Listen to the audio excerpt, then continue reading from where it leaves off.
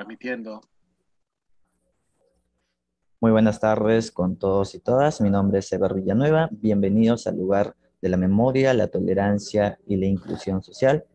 En esta tarde del día de hoy vamos a tener nuestra visita testimonial y también vamos a tener nuestro recorrido en la muestra permanente en compañía de Gabriela Tenicela.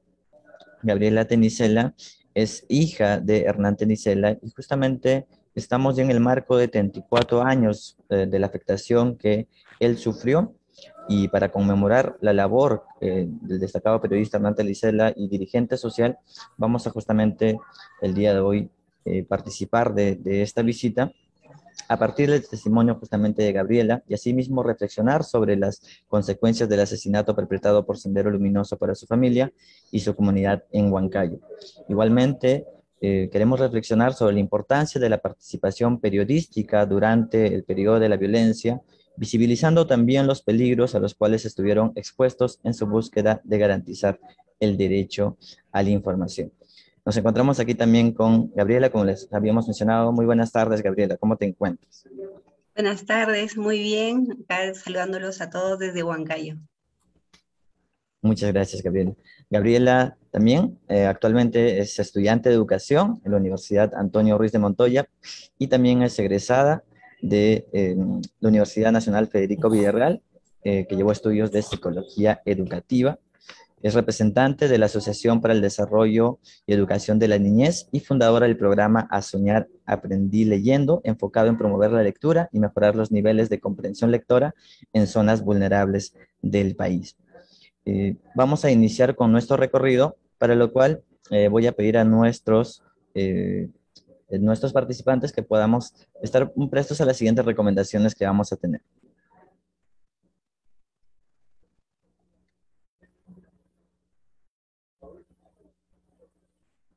Bien. En este caso, como les habíamos mencionado, estamos compartiendo nuestro material de trabajo. Esta actividad es realizada en realidad en conjunto de diversas áreas del lugar de la memoria, la tolerancia y la inclusión social. Y es posible quizás en este caso pedimos que podamos tomar en cuenta estas recomendaciones.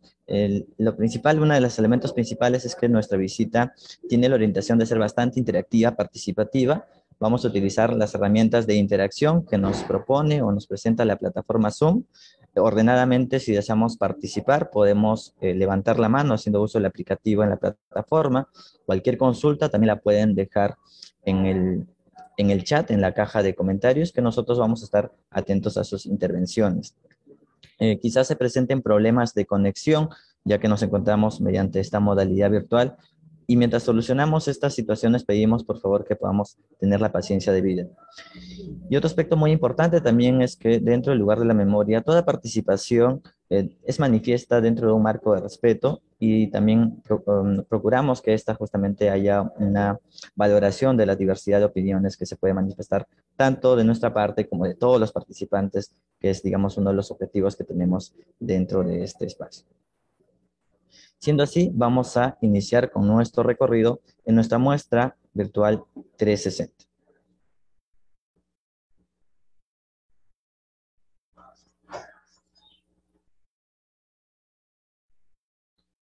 Vamos a iniciar.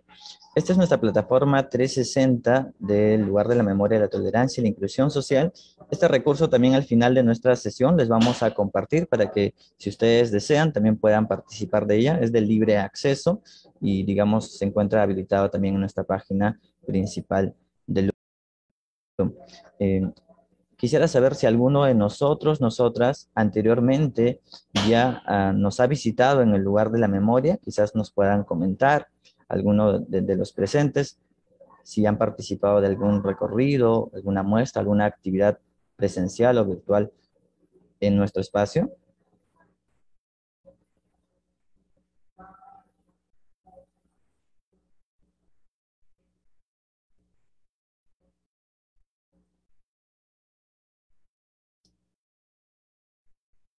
El lugar de la memoria, la tolerancia y la inclusión social es un proyecto del Estado peruano que busca fortalecer la democracia.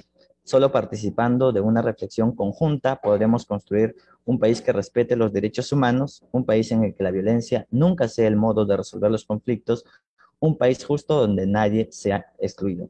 Buenas tardes, Maura, nos comentas que has tenido la oportunidad de ir 3 veces y has tenido experiencias justamente, en este caso nos mencionas que has sido conmovida de las 3 veces que has participado. Tatiana Guamán, muy buenas tardes, también nos mencionas que ha tenido la oportunidad de visitarnos en 2 oportunidades. Muchas gracias y bienvenidos nuevamente a todos. Vamos a continuar con nuestro recorrido.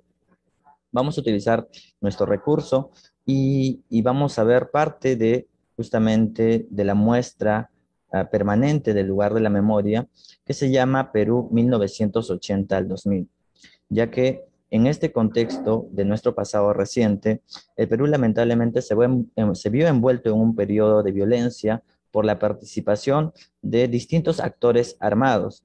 En este caso, la agrupación subversiva terrorista Sendero Luminoso da inicio de una afrenta contra el Estado peruano y la sociedad peruana, iniciando justamente en este periodo en el cual se vulneran distintos derechos y se dan violaciones a los derechos humanos como tal y afectaciones. En su respuesta a combatir esta violencia, el Estado peruano despliega sus distintas fuerzas, tanto policiales como militares, para defender al Estado, pero en esta actividad también agentes del Estado perpetúan violaciones a los derechos humanos. Este conflicto, lamentablemente, según estimaciones de la CBR, tuvieron una afectación entre personas fallecidas y desaparecidas, un aproximado de 70.000 personas, llenando de dolor, lamento y sufrimiento, principalmente de los pueblos más vulnerables dentro de nuestra sociedad. Vamos a iniciar nuestro recorrido en esta muestra y haciendo nuestra primera parada de las 5 que vamos a tener el día de hoy. Esta es nuestra sala Orígenes de la Violencia, en la cual vamos a hacer uso de nuestro recurso en la línea de tiempo.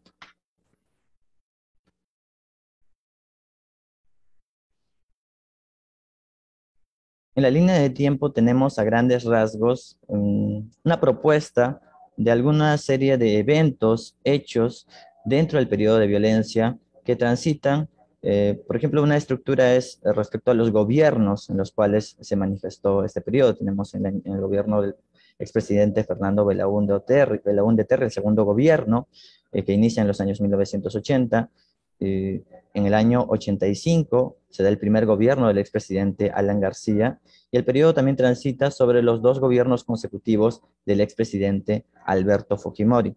Y quisiera invitar a nuestros participantes a que nos puedan compartir si es que conocen algún hecho, alguna afectación, algún evento suscitado en este periodo y que puedan, digamos, expresarnos quizás algo que han conversado en sus entornos de estudio, en sus espacios de familia, o quizás nos puedan mencionar cómo es que inicia este periodo de violencia, quizás alguno de nosotros, nosotras quisiera participar.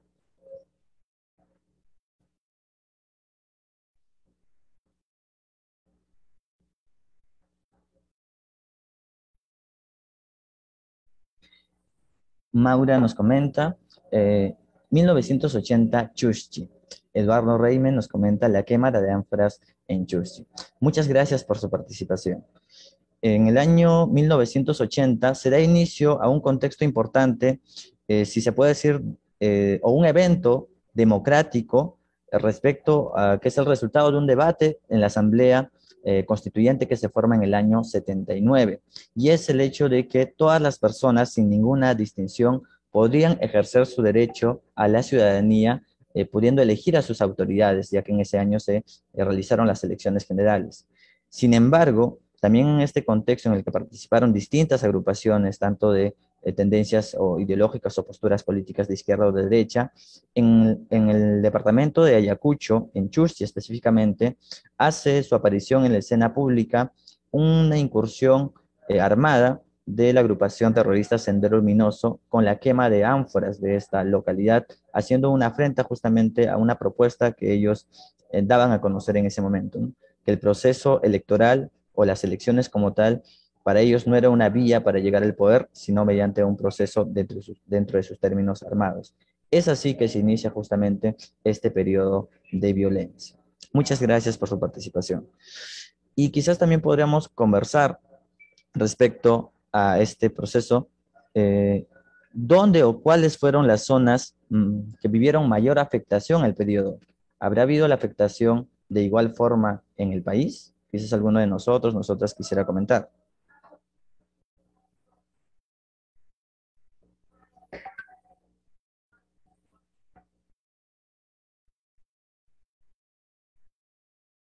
Recordemos también a nuestros participantes que la participación es voluntaria y también vamos a tener muchos espacios en los cuales vamos a poder interactuar.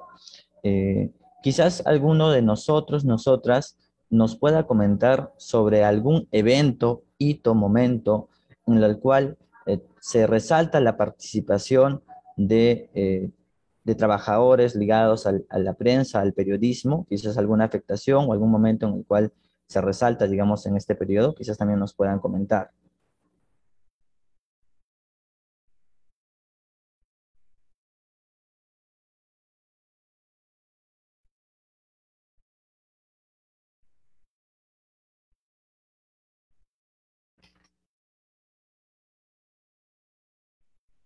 Bien, tenemos un participante, Eduardo Reime, muy buenas tardes. Activa tu micro, por favor. ¿Qué tal? Muy buenas tardes. Bueno, varios sucesos, ¿no? Ocurren en esta etapa, ¿no? Digamos que el caso de Shurahai marca un momento también importante, ¿no? Sobre todo por lo que supuso después, ¿no? El tema de la investigación que hace Mario Vargas Llosa, las conclusiones a las que llega con las investigaciones del caso de los periodistas, ¿no? Guanta y Huamanga también son dos lugares que son asediados, digamos, por la violencia política, la desaparición de personas, ¿no? La violación de derechos humanos, eh, digamos que también, como podemos ver en lo que nos estás mostrando, eh, con la comunidad de Chungui también, ¿no?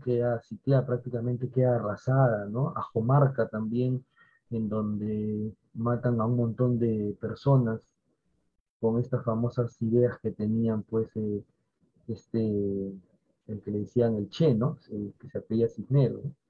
El cual mencionaba si dentro de una comunidad uno o dos son senderistas, pues tiene que todo, todas las personas tienen que ser responsables, ¿no?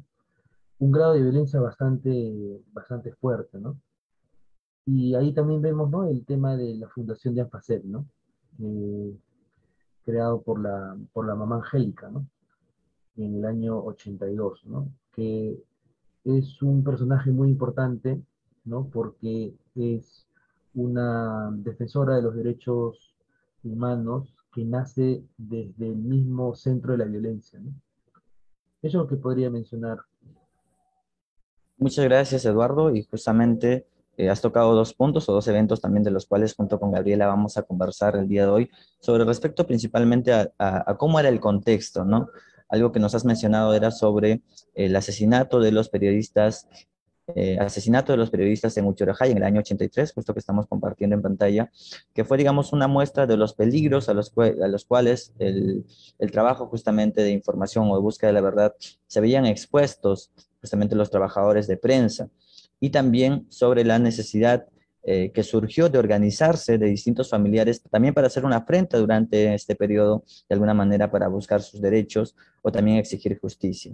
Vamos a continuar nuestro recorrido y agradecer también las participaciones de nuestro público, que en el chat también ya nos están comentando sobre cómo era la dificultad de vivir dentro de este periodo de violencia y las incertidumbres, las afectaciones que podían sufrir. Vamos a continuar ahora con el testimonio de Gabriela Tenicela, como les habíamos comentado. Ella nos va a acompañar para contarnos un poco sobre el caso de su familia, el caso de su padre, el caso de Hernán Tenicela. Gabriela, quisiera quizás nos puedas compartir o introducir un poco del cómo se encontraba conformada tu familia, a qué se dedicaba tu padre.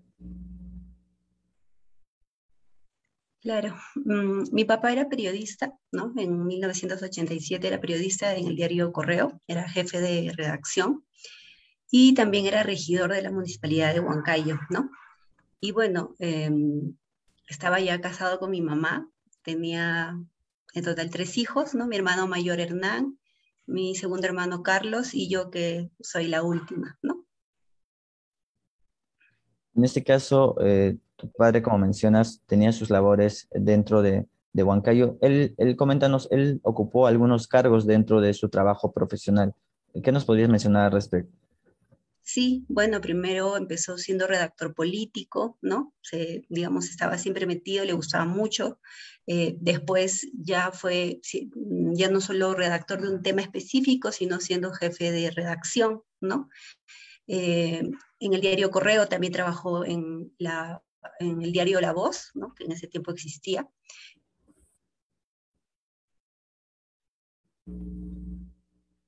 Y finalmente se desempeñaba como jefe de redacción. Disculpa, se me presentó unos problemas de conexión. Continuamos. Sí, y también los últimos años, él también fue director del Sistema Nacional de Comunicación Social, que eran las siglas de Sinacoso, ¿no? Eh, y ese también fue el último cargo que ejerció como periodista, ¿no? Pero digamos, en este caso, él tenía que coordinar todo el sistema de comunicación de la región Junín, ¿no? Concentraba todos los diarios, los medios como TV Perú, la radio, ¿no?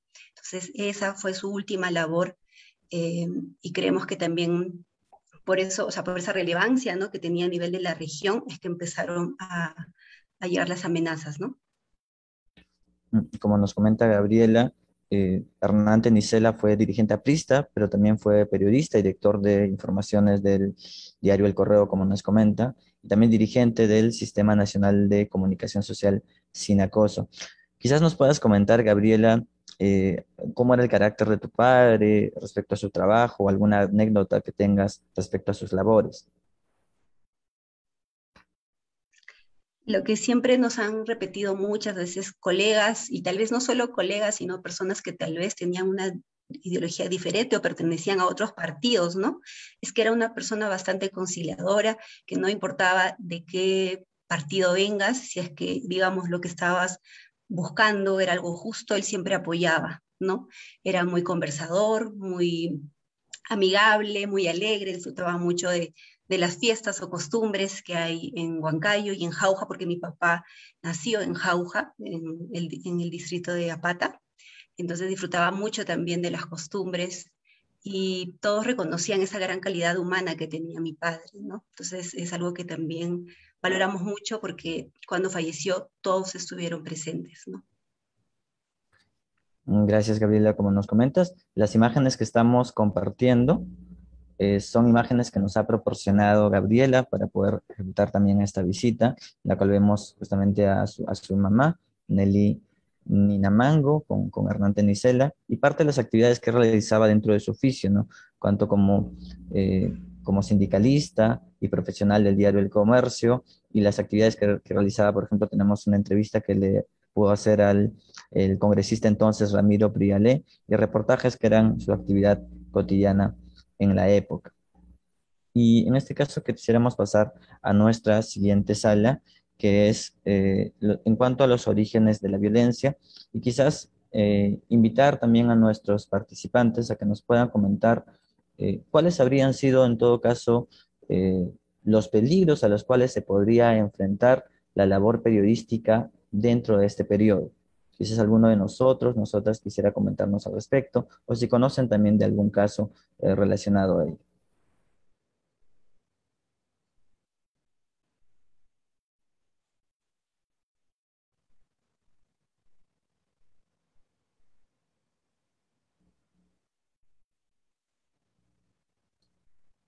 Mientras voy a compartirles dentro de nuestro recurso en la visita 360 un panel donde se manifiesta un poco de las portadas de algunos medios periodísticos en las épocas ¿no? Del periodo de violencia o de las actividades del periodo de violencia. Solo unos segundos, por favor, mientras me voy con ello.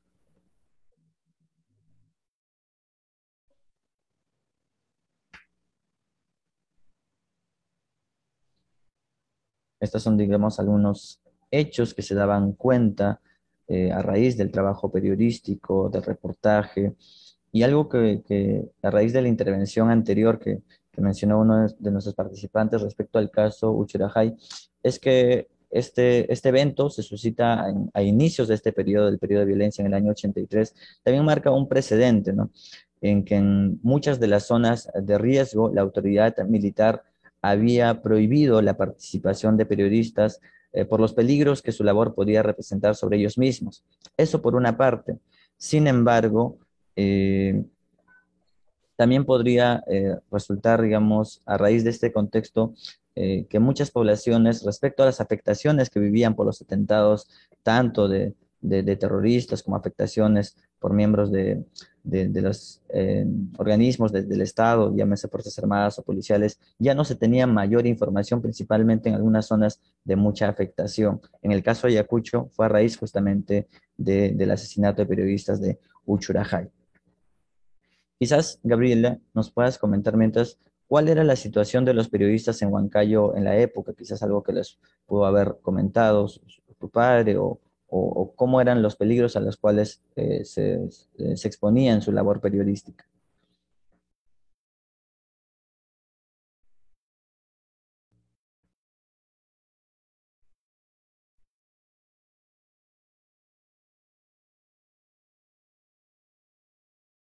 Gabriela.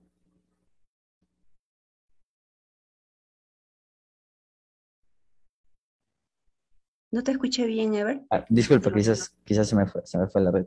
Eh, tu padre, como nos comentaba, era dirigente aprista, era periodista, dirigente sindicalista y que tenía una labor muy ligada a su actividad justamente y ejercicio profesional. Y quizás nos puedas comentar cuál era la situación de los periodistas en Huancayo durante ese contexto. Quizás tenemos alguna información, algo que haya recogido en tu familia sobre el contexto en los cuales ellos se encontraban viviendo. Claro, en verdad era una situación muy, muy difícil, ¿no? Creo que la mayoría de periodistas tenía mucho temor, ¿no? Por eso es que muchos tenían las invitaciones de poder migrar a otras ciudades a desempeñar sus labores, ¿no? Porque en Huancayo estaban siendo asesinados muchas personas, no solo periodistas, sino también personas que tenían cargos, ¿no? Como autoridades.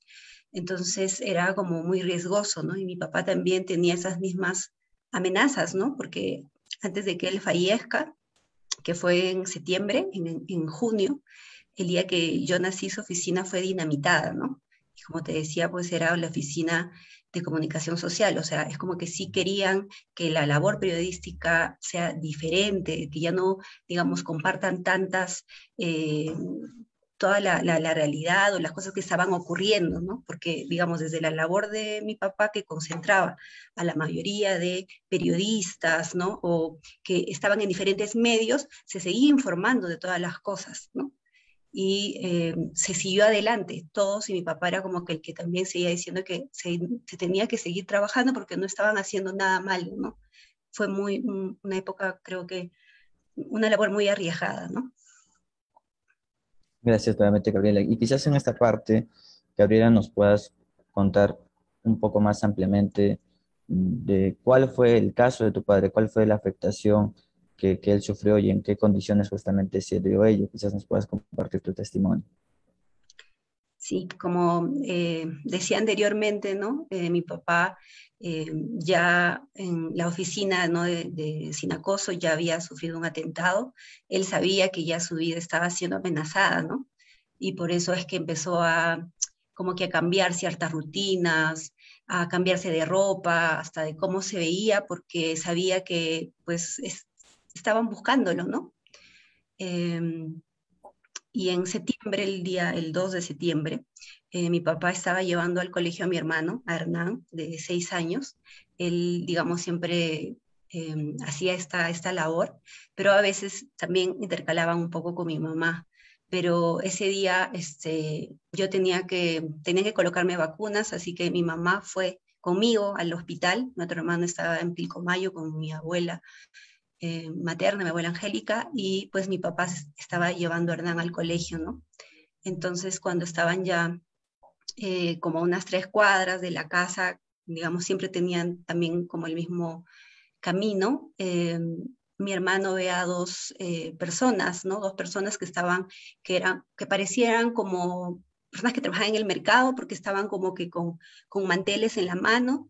Mi papá alcanza a encargarle a nuestra familia, a mi hermano menor, a mi hermano mayor, a Hernán, y pues en esos minutos mi hermano es como que borra la memoria, pero cuando vuelve ve a mi padre ya tirado, ¿no? Ya está tirado en el piso, ensangrentado, y, o sea, estas dos personas le habían disparado, y finalmente una mujer le da un tiro de gracia en la cabeza, que fue el que al final le costó la vida, ¿no? Porque fue muy, eh, involucró, hubo mucho daño a nivel del cerebro, ¿no?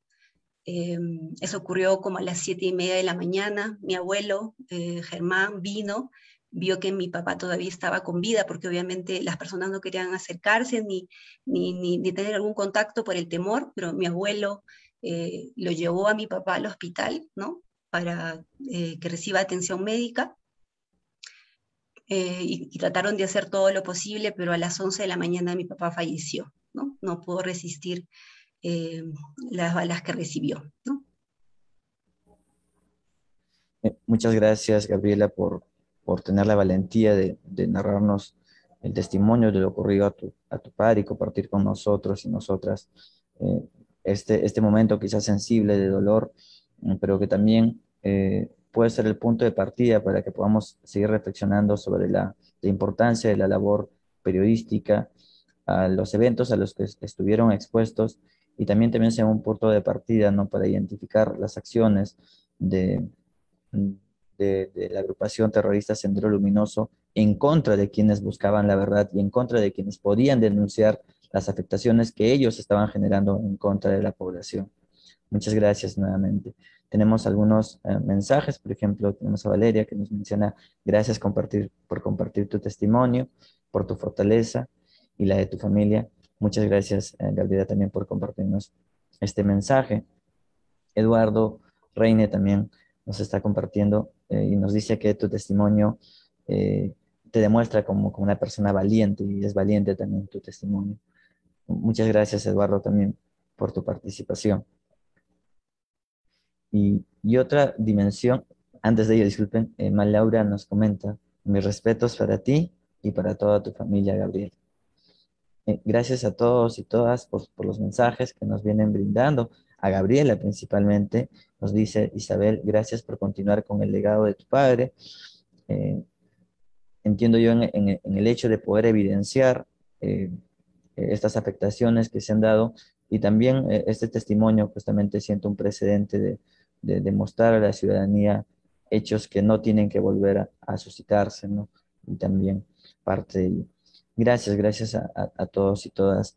Y justamente quería comentar contigo, Gabriela, que otra dimensión de la cual fue parte de tu padre era que él llegó a ser una autoridad pública, llegó a ser un regidor. Y antes que nos comentes un poquito de ello también, eh, principalmente, ¿no? ¿Cuáles eran los peligros? Quisiera pedir también a nuestro público si nos quisieran comentar, tanto en el chat o si desean también activar su micrófono, de cuáles pudieron haber sido justamente los peligros a los cuales se habían expuesto las autoridades o el mismo hecho de hacer política en los años 80, a qué situaciones los podía exponer o si quizás conocen de algún caso, también nos puedan comentar.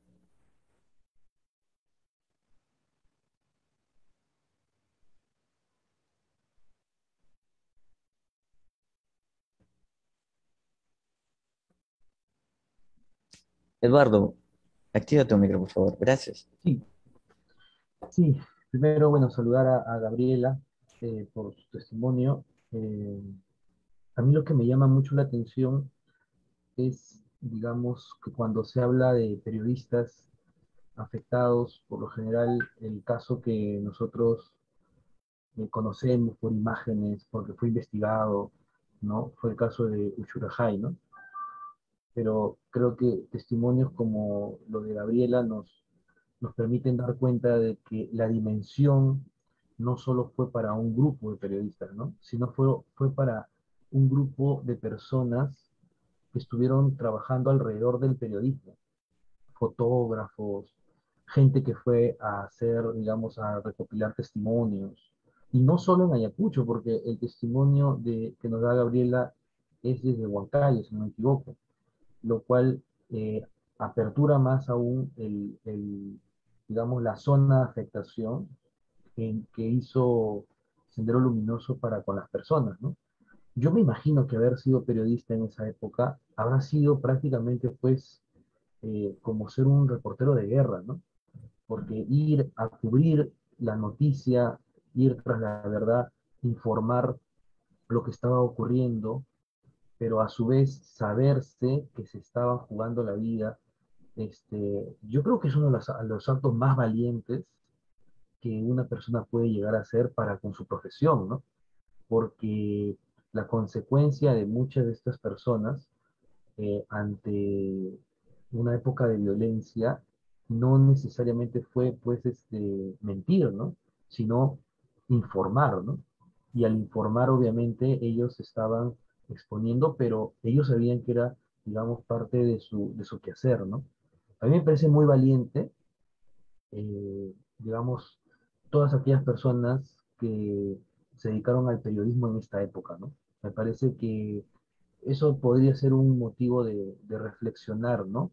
El grado de nivel de profesionalismo que tienen los periodistas o que tuvieron los periodistas de esta época en comparación al grado de actitud que tienen los periodistas que vemos hoy en día en nuestros días, ¿no?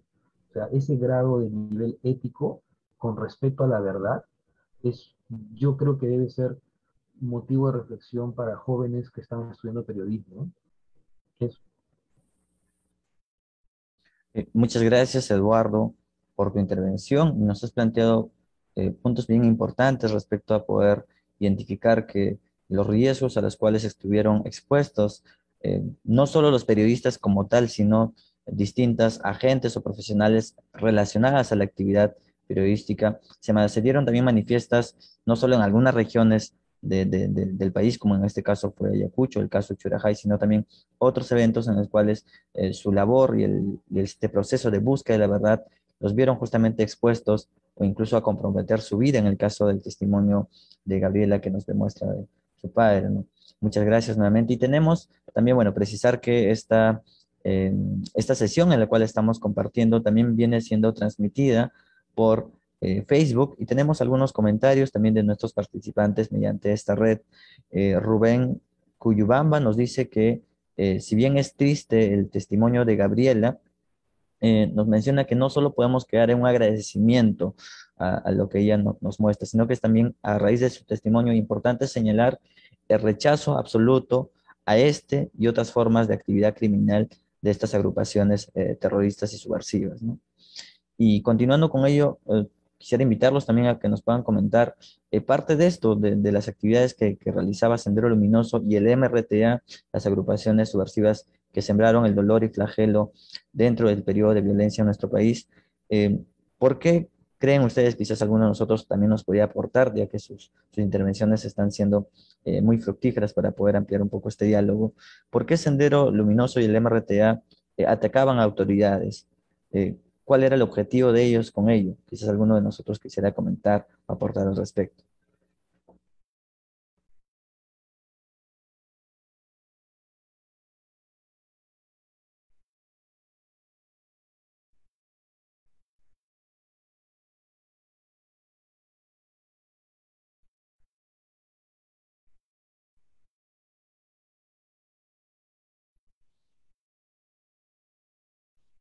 En este caso, dentro del proceso de levantamiento armado y afrenta ante el Estado peruano por parte de Sendero Luminoso y el MRTA, justamente las autoridades públicas, las autoridades políticas, eran parte de la estructura que representaba justamente al Estado y el hacer atentados contra elementos que eran partes del Estado representaban justamente un ataque frontal a todas las instituciones. Se conoce de actividades terroristas de Sendero Luminoso y la MRTA sobre ajusticiamientos en eventos públicos, en plazas, sobre dirigentes comunales, distritales y autoridades políticas.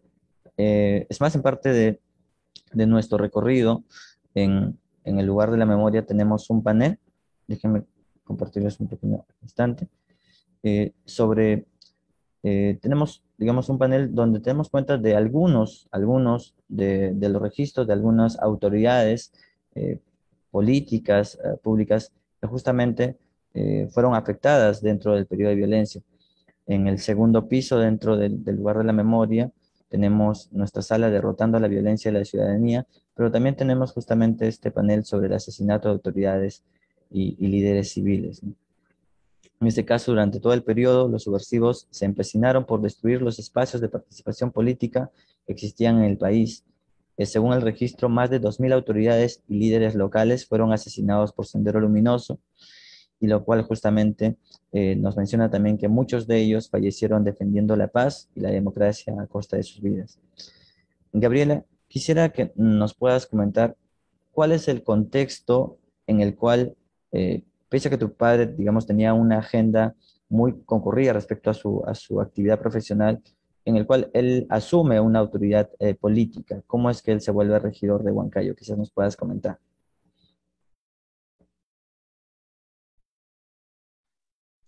Bueno, mi papá entró no desde el inicio del periodo en ese tiempo el alcalde era Ricardo Borges.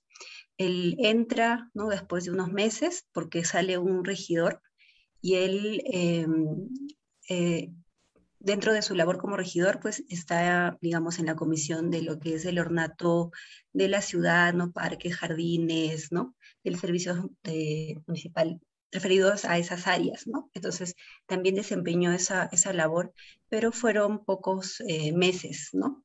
Pero también, ¿no? O sea, creo que por eso mi papá sumaba muchas, se puede decir, factores, ¿no? Porque era periodista, también era regidor, ¿no? Un regidor que tenía también esta llegada por los medios, ¿no? Que podía visibilizar diferentes problemas que ocurrían en la ciudad de Huancayo. Y respecto a su labor, Gabriela, quizás nos puedes comentar cómo era su relacionamiento con la comunidad. Tenemos aquí unas imágenes de cómo se narró, digamos, el atentado.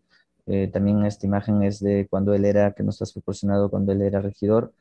Y tenemos esta imagen de su fallecimiento y del entierro en el cual se realizó, donde hay bastante gente. ¿Cómo fue la respuesta de la ciudadanía con ustedes que también fueron afectados a raíz de este hecho? Quizás nos puedas comentar. Sí, como te comentaba, ¿no? La labor de mi papá que hizo como periodista, eh, aparte de, digamos, siempre visibilizar el tema político, el tema sindical, porque él también promovía artículos donde se debatían estos temas también sindicales, él también evidenciaba problemas de la niñez, de los desplazados, ¿no? Hasta si había problemas con los comedores populares, él los ponía en las notas, ¿no? Entonces, la ciudadanía reconocía eso, ¿no? No solamente, como te decía, gente que puede estar a favor de él, sino también que podían estar en contra tal vez de la ideología o que pensaban diferente, pero el día que mi papá falleció, pues todas las personas estuvieron ahí reconociendo esa calidad humana, ese digamos, calidad, espíritu social, digamos, ¿no? De evidenciar, de tratar de cambiar algunas cosas, ¿no? Desde su trinchera, que era el periodismo, ¿no? Y como era regidor, por eso es que también, ¿no? Él está ahí con la bandera de Huancayo. Y para mi familia fue muy aliviador, nos confortó mucho el saber que lo reconocían así y que nos podían acompañar de esa manera, ¿no? El día de que él fue enterrado. Muchas gracias nuevamente, Gabriela. Y en este caso, quisiera también compartirles con nuestros participantes, en el lugar de la memoria, tenemos en nuestra sala Derrotando la Violencia desde la Ciudadanía, un panel sobre las asociaciones de víctimas. A raíz del periodo de violencia se conforman distintos espacios, organizaciones, que se conforman como tal para exigir y reclamar sus derechos o también exigir reparaciones. Y quizás alguno de nosotros, alguno de nuestros participantes, nos pudiera comentar ¿Y qué cosas sabemos de las reparaciones? ¿O por qué es importante hablar de las reparaciones hoy en día?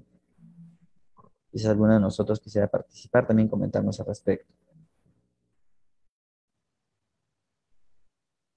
¿O qué entendemos también por reparaciones?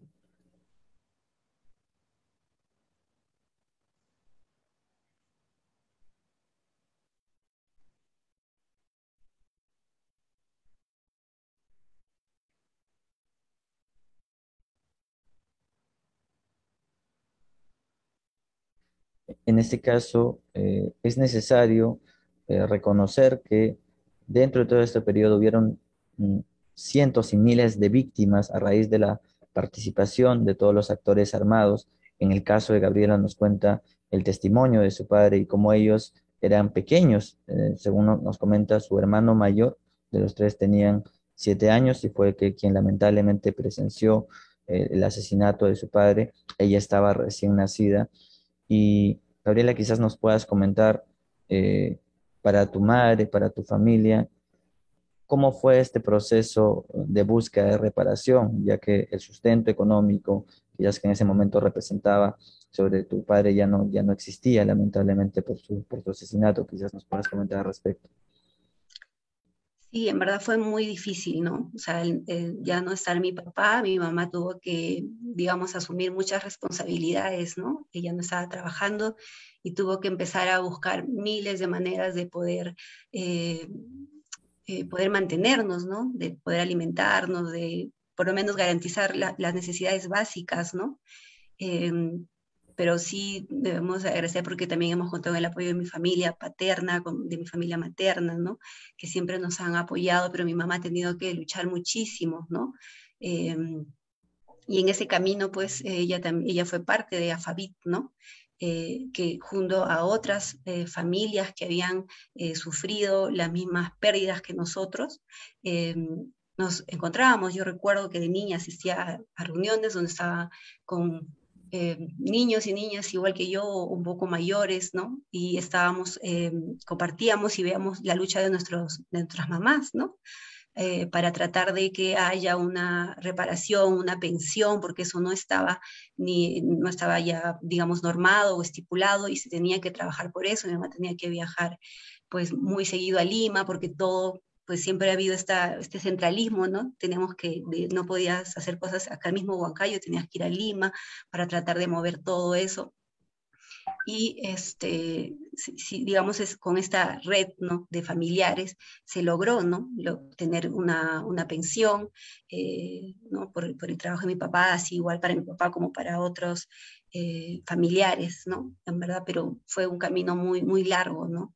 Que no, digamos, no es como que el Estado vino hacia nosotros, sino nosotros tuvimos que pelear eso, nuestras madres, ¿no? Nosotros éramos niños, nuestras madres tuvieron que pelear por eso, eh, para que nosotros podamos seguir adelante, ¿no?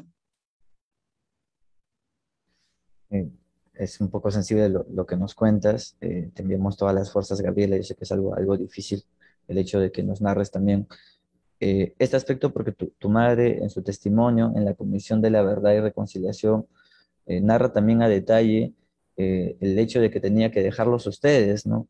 Niños, con sus tíos, con sus familiares, para poder hacer este tránsito entre Huancayo y Lima constantemente por el hecho de agilizar un papel que les pueda dar alguna acreditación al poder seguir este proceso del trámite de reparación.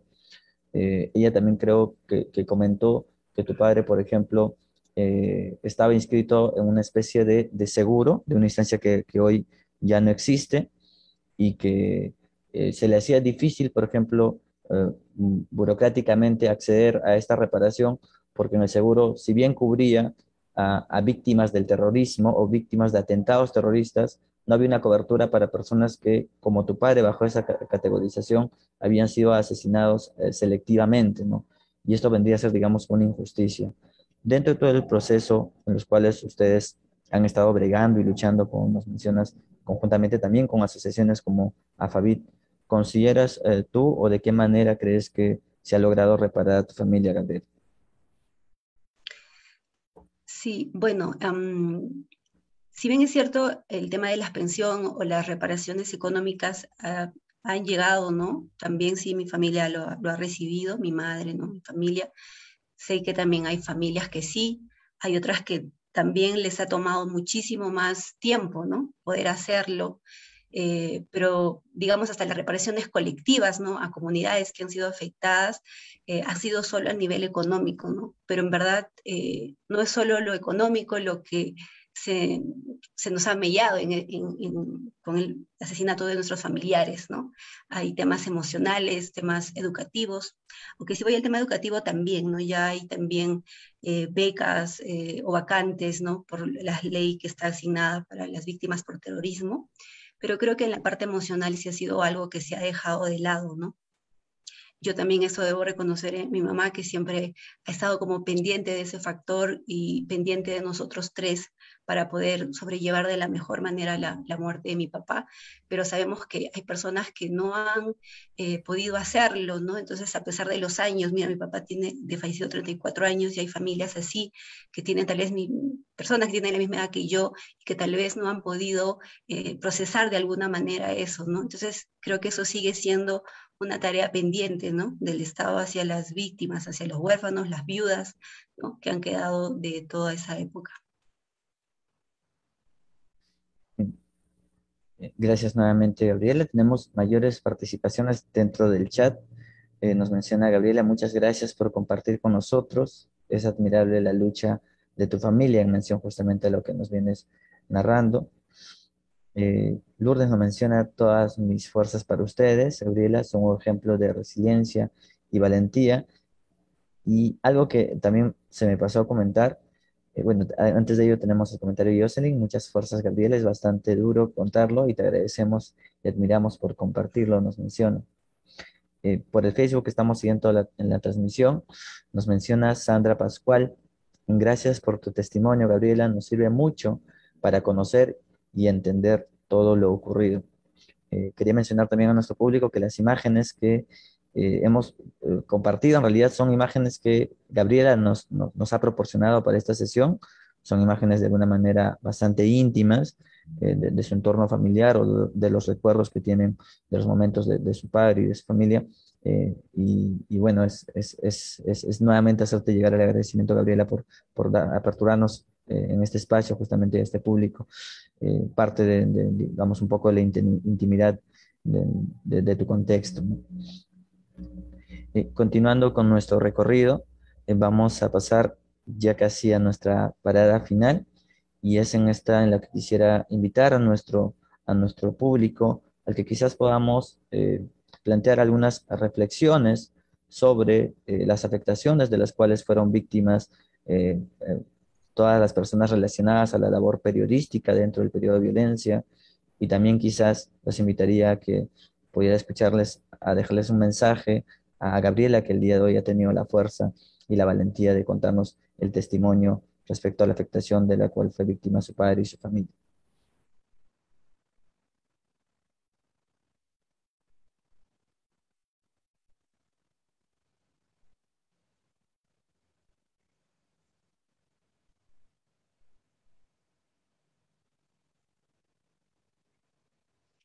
No sé si me permites, mientras nos van escribiendo, Sí, también quería comentar algo, pero bueno, saliendo un poco de mi papá, sino más bien es de mi abuelo Esteban.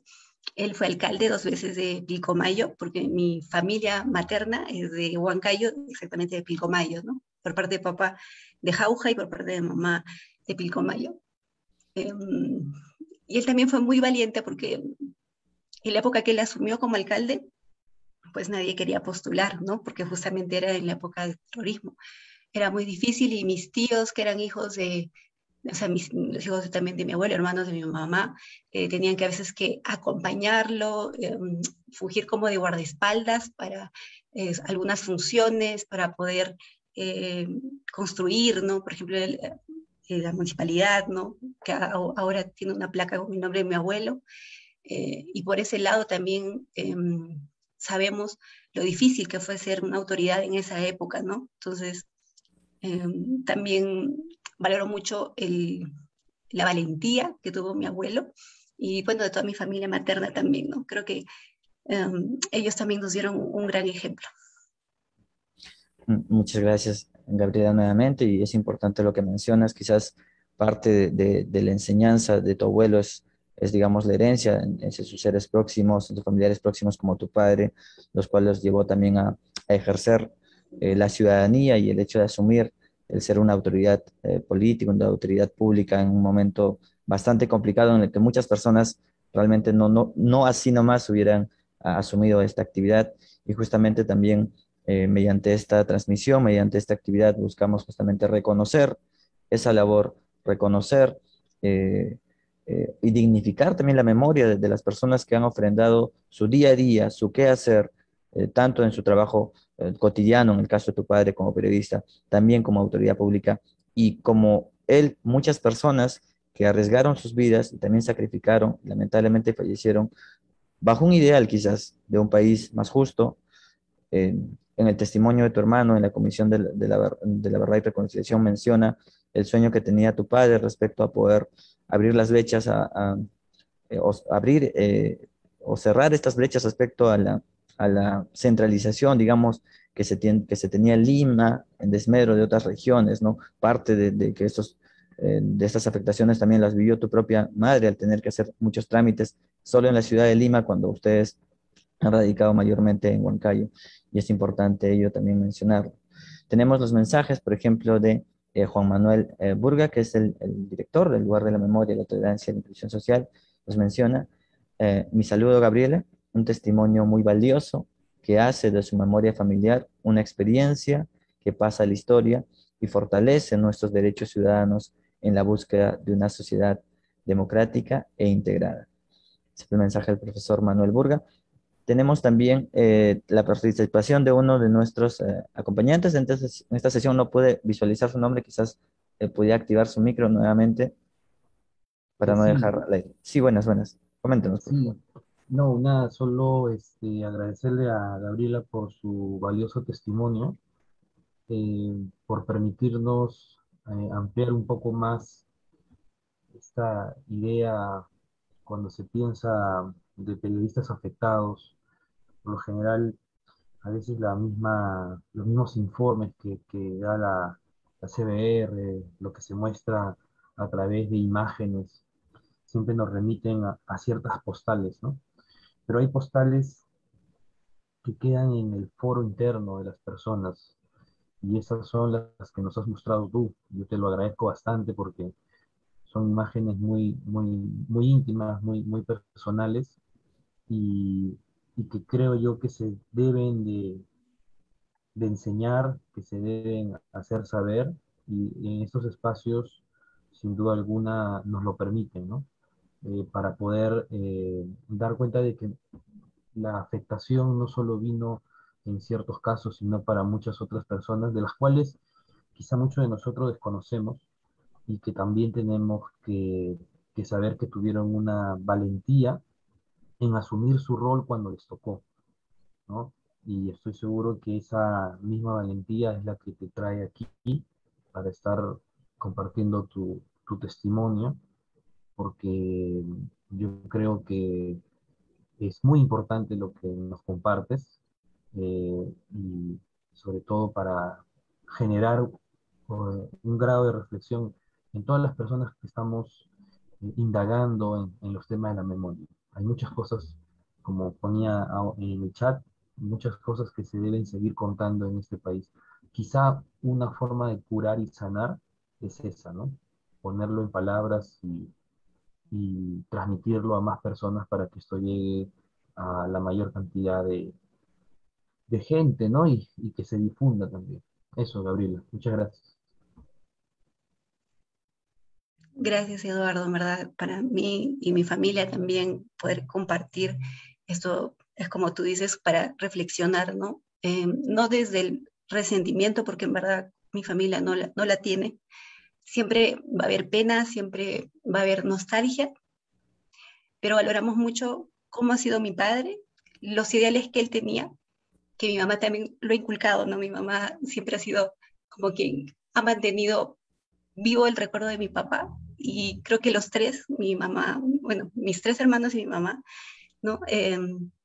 Siempre hemos tratado de seguir así, Y creo que más bien, como tú dices, construir una sociedad más justa tiene que ser lejos de resentimientos, más bien de entendiendo lo que ha pasado para poder realmente construir algo mejor, ¿no? En nuestro país.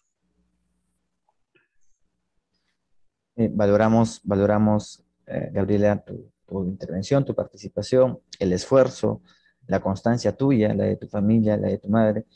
Y ya estando casi en la última parte, sé que hay una canción que tiene un significado muy especial para ti, para tu familia. Quisiéramos también compartirlo con nuestros eh, participantes y también ya nos están dejando algunos mensajes que son para ti, para tu madre, para tu familia. Mientras de ello, quisiéramos escuchar un pequeño extracto de ello. Quizás también nos puedas comentar su significado. Solo unos momentos, por favor. Sí, en verdad esta canción le gustaba mucho a mi papá. Como le decía, nosotros somos de Huancayo y mi papá pues le gustaba mucho esta canción porque justamente como que representaba un poco estas luchas que él tenía, ¿no? De las personas que estaban lejos de su lugar, de los desplazados, que a veces tenían que estar solos y que te sentías eso, abandonado, solo y que tenías que tratar de enfrentar las cosas, ¿no? Entonces mi papá cantaba mucho esta canción que se llama Alelí y por eso es que siempre en noviembre, que es el Día de los Muertos, le llevábamos a Alelí a su tumba como un homenaje a eso. Vamos a escuchar un pequeño extracto de la canción también para compartirlo con nuestros participantes.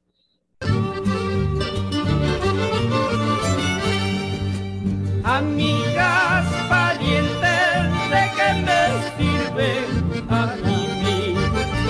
Amigas, parientes, ¿de qué me sirve para mí? Cuando yo sufro, no sufren, cuando yo lloro, no lloran. Cuando yo sufro, no sufren, cuando yo lloro, no lloran.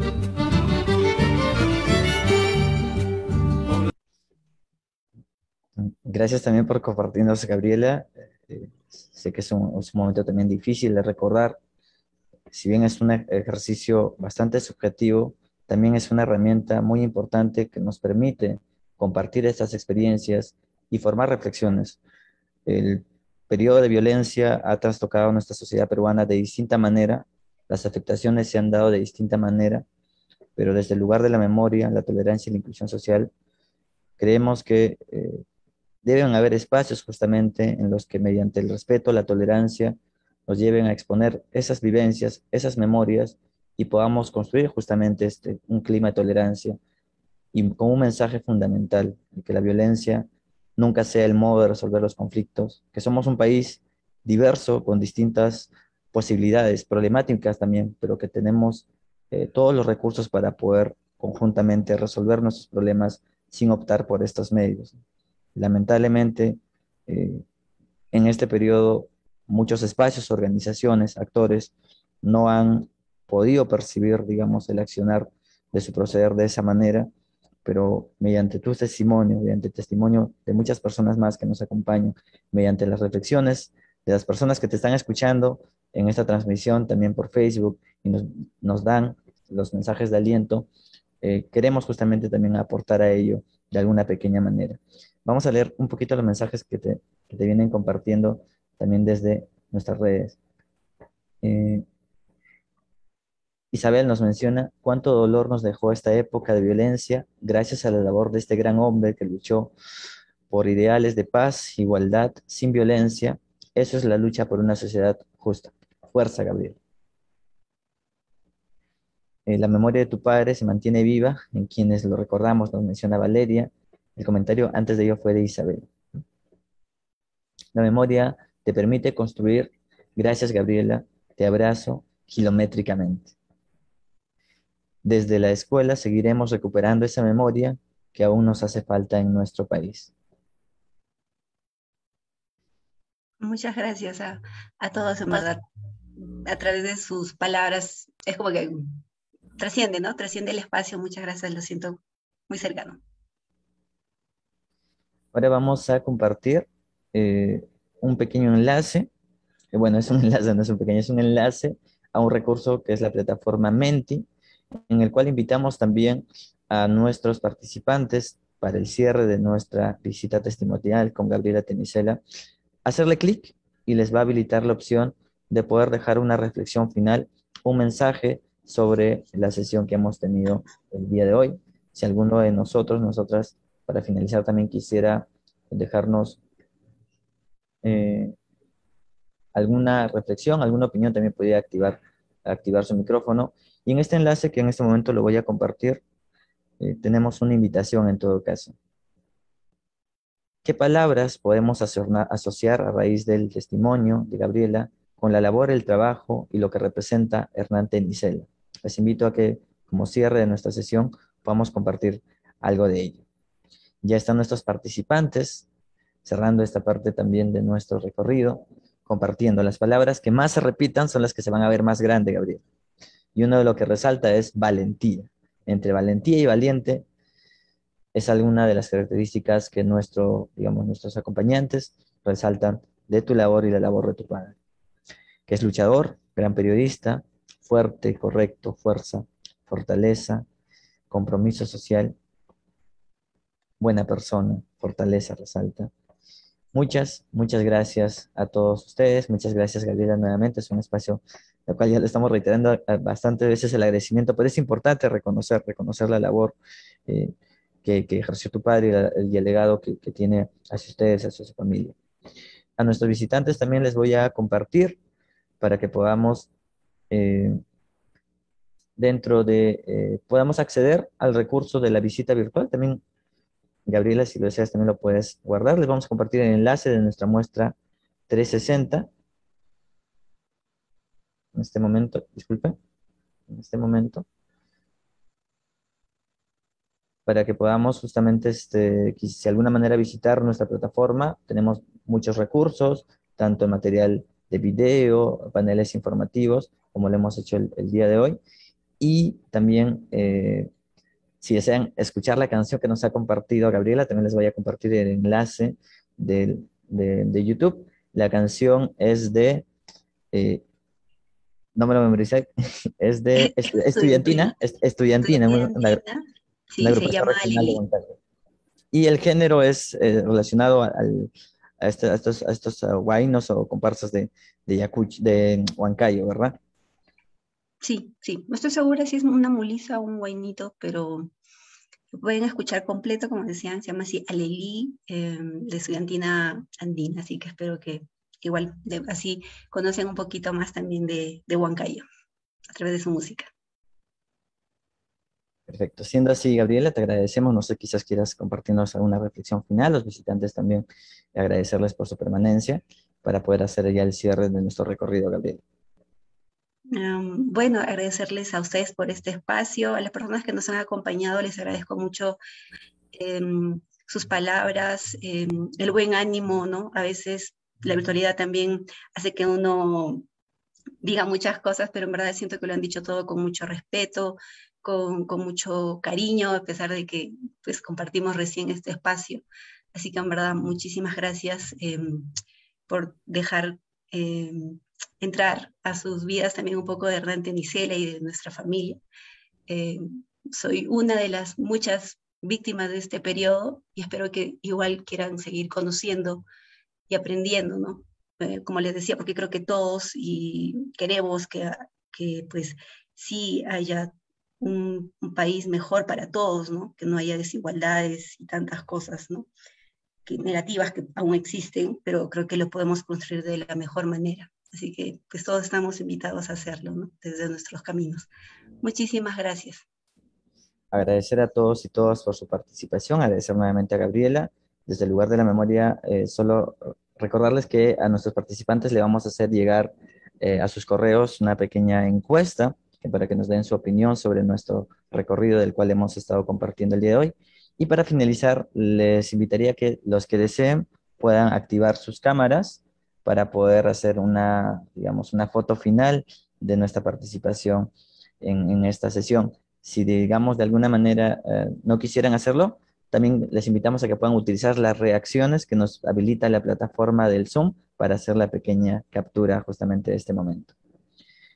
A la cuenta de 3 tenemos a ver a nuestros compañeros del área de educación, al profesor Manuel Burga, que nos está saludando, a Isabel, a Luis, a Gabriel Leguren, a Diana Liz. Entonces, a la cuenta de 3 voy a realizar la captura. A la 1, a las 2 y a las 3. De mi parte ha sido todo. Muchas gracias por visitar el lugar de la memoria, la tolerancia y la inclusión social. Los invitamos a seguir nuestras actividades y a visitarnos en nuestros próximos eventos. Muchas gracias con todas y todos. Que tengan muy buenas tardes.